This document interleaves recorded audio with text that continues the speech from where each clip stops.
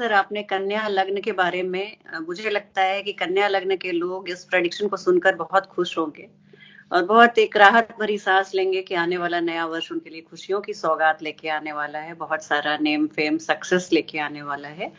तो सर क्या यही ट्रेंड लिब्रा एसेंडेंट वालों के लिए रहेगा? तुला जिनकी राइजिंग साइन है उनके लिए भी किस तरह का समय आप देख रहे हैं सर? क्या प्रेडिक्ट करेंगे? ओके, चलिए मैं शेयर करता हूँ। Okay, I think screen share हो गई होगी। जी ठीक है, देखिए इनके भी लग्नेश पंचम भाव में पंचमेश के साथ युति करते हुए, यानी कि साल इंडिकेट कर रहा है इनके लिए जबरदस्त उत्थान को। बहुत ही बढ़िया इंडिकेशन यहाँ पे हमको मिल रहा है। लव लाइफ भी बहुत रॉकिंग रहने वाली है सर। जी जी जी बिल्कुल। अब ये लोग जो हैं, इनका जुपिटर से अगर मैं शुरू करूं तो जुपिटर अष्टम में था, ठीक है। अब ये जुपिटर का अष्टम में जाना, ठीक है, यानी कि वार्षिक अगर जनरल प्रेडिक्शन में ओवरऑल देखूं तो जीव कारक का डार्क हाउसेस त्रिक भाव में जाना अच्छा नहीं है। ओके, ठीक है। अब ये समय जो है इनका अगले साल बदलने वाला।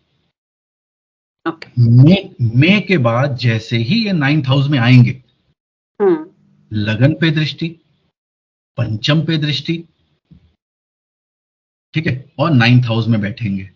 ये इनको ग्रोथ, प्रॉस्पेरिटी, नॉलेज सब कुछ इनको प्रदान करने वाले। भले अकारक हो बृहस्पति, गुरु बृहस्पति तो भी। हाँ देखिए, अकारक हैं वो तो दशा और बाकी चीजों के लिए है। यहाँ ट्रांजिट में तो भाई हम इनको देखेंगे कि भाई यहाँ पे तो ये अमृत छिड़कने ही आए। नेचुरल सिग्निफिकेशन लेंगे, नेचुरल सिग्निफिकेटर के ऊपर हम लोग बात कर रहे हैं, ठीक है।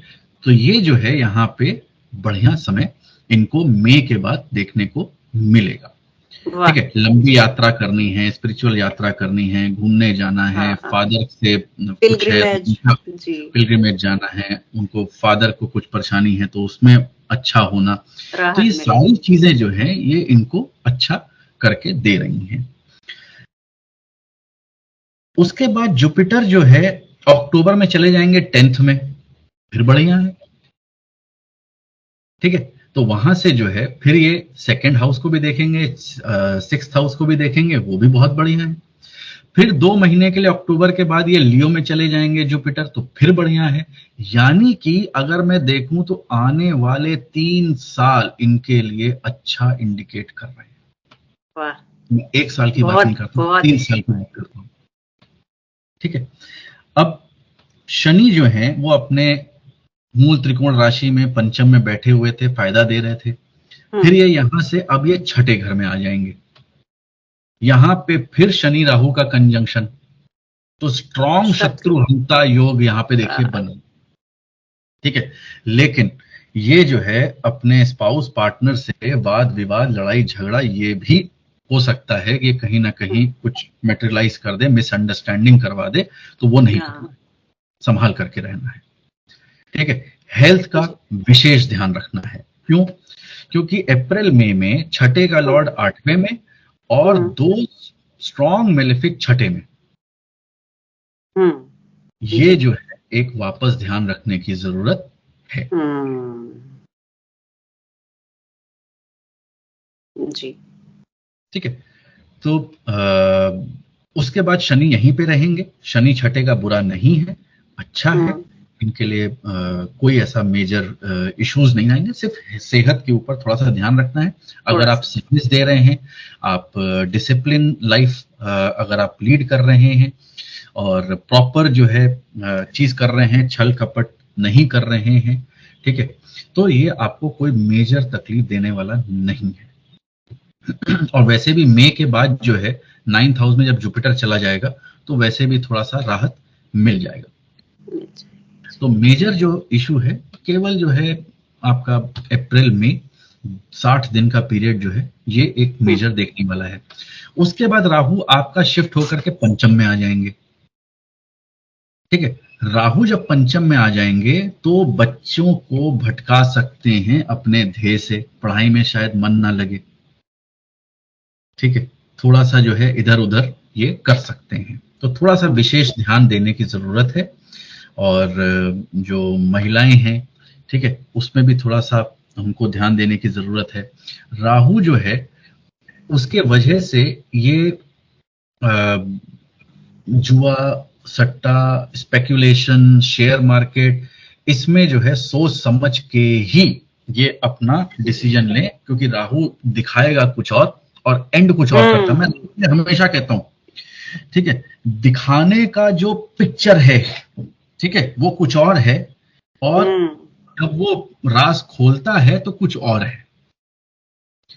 तो हाथी के खाने वाले दांत अलग होते हैं सर। बिल्कुल सही कहा आपने, दिखाने वाले दांत और खाने वाले और व्यक्ति जो है वो दिखाने वाले में जाके फंस जाता है, क्योंकि इतना प्रलोभन इतना क्रिएट कर देगा कि वो कहेगा यार मैं मिस ना कर जाऊं।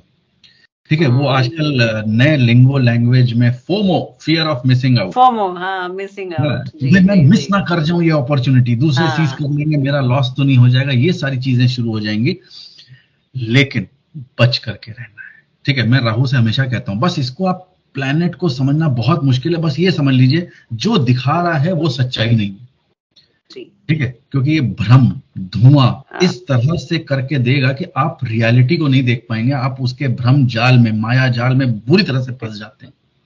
ठीक है, और वहीं पे धोखा, भगवान विष्णु जब धोखा खा गए थे सर तो नहीं, भगवान विष्णु धोखा खा गए थे, ठीक है, उन्होंने तो दे ही दिया था ना, अमर बना ही दिया। वो तो सूर्य और चंद्रमा ने चुगली की भगवान को कि ये तो इसीलिए जो है राहु केतु की सबसे परम दुश्मनी जो है ना, वो सूर्य और चंद्रमा से ही है। सूर्य और चंद्रमा, उन्होंने ही चुगली की थी।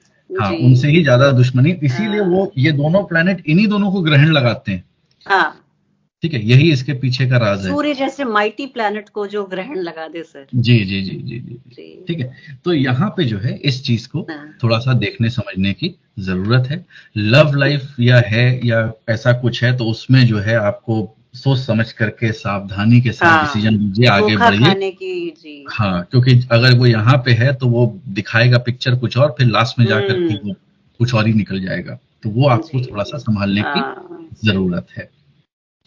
केतु 11th में आ जाएंगे तो मेलेफिक का 11th में आना कोई बहुत बुरा नहीं है, लेकिन आपको दोस्तों से दूर कर देगा। आपके बड़े भाई अगर कोई हैं या भ्राता हैं तो वहां पे थोड़ा सा आपको दूरी कर सकता है, उनके सेहत में थोड़ा सा प्रॉब्लम ला सकता है। गेम्स में, प्रैक्टिकल गेम्स में थोड़ी कमी वो करके देगा, कोई केतु है, कट करना है उसका काम है, तो वहां पे जो है वो थोड़ी कमी करेगा। अदरवाइज मेलेफिक का आना वो बुरा नहीं है 11th में, क्योंकि वो आपकी इच्छा, डिजायर्स को अचीव करने के लिए प्रेरित करता है, काम करता है, तो इसमें कुछ प्रॉब्लम नहीं है। लेकिन क्या करें, आदमी अपने नेचर से विवश होता है। सबसे पहले अपना इंस्टिंक्ट जो है, जो अपना कारक तत्व है, फोरफ्रंट पे आ जाता है। फोरफ्रंट, सबसे पहले मैं यही कहता हूँ कि सबसे पहले कारक तत्व देखिए, उसके बाद कुछ और करेंगे। तो यहाँ पे जो है ओवरऑल ये सिचुएशन जो है ये अच्छे की तरफ ही मूव करने वाली है। ये सिचुएशन को जो है और खराब इस साल नहीं करेगी। एक चीज यहाँ पे है कि केंद्र में कोई भी शुभ ग्रह नहीं है और एक पापी ग्रह है, खाली है सर जी, केंद्र खाली है। तो इनको मेहनत, स्ट्रगल, सक्सेस मिलने में थोड़ा सा और मेहनत ज्यादा करनी पड़ेगी, क्योंकि यहाँ पे कोई भी सपोर्ट जो है मैं यहाँ पे नहीं देख पा रहा हूँ। उपचय भाव में 4 बड़े प्लैनेट यहाँ पे मुझे दिखते हैं। ठीक है, तो इनको जो है ग्रोथ के साथ, मेहनत के साथ आगे बढ़ने के लिए जो है इनको सक्सेस इनको पूरा मिलेगा।